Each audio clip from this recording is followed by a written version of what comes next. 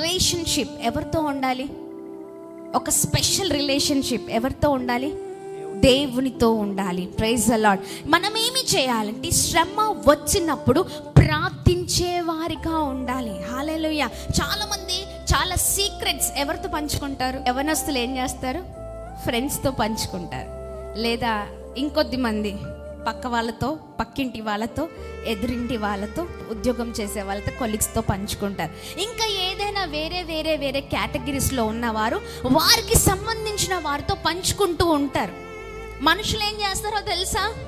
ఏం చేస్తారు చెప్పండి? విన్నట్టే వింటారు. ఆ విన్న దాన్ని ఏం చేస్తారో తెలుసా? మన ముందు అయ్యో అవునా అంటారు, కానీ అదే మనుష్యుడు, మనము నమ్మిన వారు, మనము పక్కకి వెళ్ళిపోయిన తర్వాత మన గురించి తప్పుగా మాట్లాడడం ప్రారంభిస్తారు. అవునా కాదా? ఖచ్చితమండి. అందుకనే మన జీవితంలో మనకున్న శ్రమను బట్టి, ఇబ్బంది బట్టి మనము ఎవరిని ఆశ్రయించాలంటే మొదటిగా మనుషుని ఆశ్రయించడం కాదు, దేవుని ఆశ్రయించే వారిగా ఉండాలి. హల్లెలూయా.